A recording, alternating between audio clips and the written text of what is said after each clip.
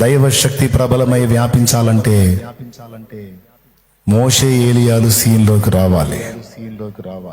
మోషే మోకాళ్ళుని రెఫీదీము లోయలో అమాలేకీలతో ఇశ్రాయేలు యుద్ధం చేస్తున్నప్పుడు ప్రార్థన చేశాడు. కొండ మీద నిలబడి చేతులతో దేవుని కర్రను చేత పట్టుకొని పైకి లేచి నిలబడ్డాడు. తర్వాత కూర్చున్నాడు. ఆయన చేతులు ఆదుకోగా మోషే చేతులు సూర్యాస్తమయం వరకు నిలిచినాయి. ఇశ్రాయేలు గెలిచారు. ఈరోజు మోషేలు కావాలి దేవునికి. ఏలియా మోకాళ్ళుని బలిపీఠం దగ్గర, ప్రభువా సైన్యములకు అధిపతి యెహోవా, ఈ ప్రజలు నీవే సత్యవంతుడు అని ఎరుగునట్లు నీ వాక్యే కాదు, నీ శక్తి కూడా కావాలి. నీవు నిన్ను నిరూపించుకోవాలి. నీ ప్రవక్తనని నన్ను కూడా నువ్వు నిరూపించాలి. దయచేసి నీ అగ్నిని పంపు అని ఆయన ప్రార్థించినప్పుడు ప్రచండమైన దైవాగ్ని పరము నుండి భూమి మీదికి దిగి బలిపీఠమును అగ్నిని ఏమండి మీరు చూశారు ఇప్పుడే దహించినటువంటి ఘట్టం.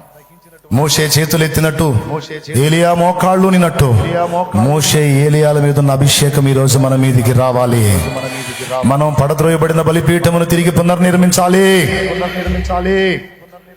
రోషం తెచ్చుకోవాలి. ఎంతకాలం శక్తిహీనమైన భక్తి, ఎంతకాలం ప్రభావం లేని ఈ కాబోదు పరిచర్యలు, ఈ కాబోదు భక్తి. నంబర్ 1, బాగు చేయబడవలసినవి ఏమున్నాయో నువ్వు బాగు చేసుకోవాల్సినవి, సరి చేసుకోవాల్సినవి చూసుకో. ముందు ఫస్ట్ చేయాల్సింది దేవుని శక్తిని పొందగోరే ముందు లోపముగా ఉన్న వాటిని దిద్దుకోవాలి. తప్పుడు నడతలు విసర్జించి మారు మనసు పొంది సరి చేసుకోవాలి. ఎవరైనా నువ్వు ఇప్పుడు ఈ రోజే చర్చికి వచ్చినా సరే నీకు ఒకటే చెప్తా, నీ కుటుంబంలో, నీ ఇంట్లో, నీ ఒంట్లో దేవుని శక్తి పనిచేయాలంటే ముందు ఎక్కడ నువ్వు తప్పటడుగు లేస్తున్నావో, ఎక్కడ పాపంలో ఉన్నావో, ఎక్కడ చెడిపోయిన నడక నడుస్తున్నావో అది చూసుకొని ముందు దాన్ని విసర్జించు. దాన్ని విసర్జించకుండా నువ్వు అది అందులో కొనసాగుతానే దేవుని శక్తిని అనుభవించాలంటే కుదరదు. ఫస్ట్ బాగు చేయబడాలి. రెండవది, దేవుడు నీకు ఇచ్చిన వాగ్దానం గుర్తు చేసుకో. దేవా ఇదిగో ఇలా ప్రార్థించినప్పుడు అలా కార్యాలు చేస్తానని నాకు నువ్వు ప్రామిస్ చేశావు. నా వ్యక్తిగతం, నా ఫ్యామిలీ మాత్రమే కాదు, నా సమాజంలో కూడా నీ శక్తివంతమైన కార్యాలు జరిగించు. నువ్వే మాట ఇచ్చావు. నేను నీకు తోడై ఉంటాను, నా శక్తిని నీ ద్వారా లోకానికి కనపరుస్తానని నువ్వు మాట ఇచ్చావు. ప్రజల్ని దర్శిస్తానన్నావు. నేను ప్రార్థిస్తున్నాను, నువ్వు నాకు ప్రామిస్ చేశావు.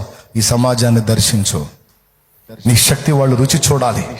నీ ప్రభావాన్ని వాళ్ళు రుచి చూడాలి. వాళ్ళని వ్యక్తిగతంగా దర్శిస్తావో లేదా నా ద్వారా వాళ్ళని సంధిస్తావో నాకు తెలియదు. నువ్వు నాకు ప్రామిస్ చేశావు, ఆత్మలను రక్షించు. నన్ను అడుగుము, జనములను నీకు స్వాస్థ్యముగాను భూమిని దిగంతముల నీకు సొత్తుగాను ఇస్తానని నాకు ప్రామిస్ చేశావా లేదా? ఈ ఆత్మలని. 2, వాగ్దానాన్ని గుర్తు చేయ. 3, విశ్వాసము గలవాడవై, విశ్వాసము గలదానివై, విశ్వాసముతో దేవుడు నీకు ఇచ్చిన ప్రామిస్ నెరవేరునని నమ్మి చూడు. విశ్వాసంతో నేను చెప్పిన క్రియ కొనసాగించు. 4వది, బాగు చేయబడినటువంటి జీవితం, వాగ్దానం గుర్తు చేసుకున్న జీవితం, విశ్వాసము గల జీవితం, ఈ 3 కలిగిన వ్యక్తిగా మోకాళ్ళుని ప్రార్థించు.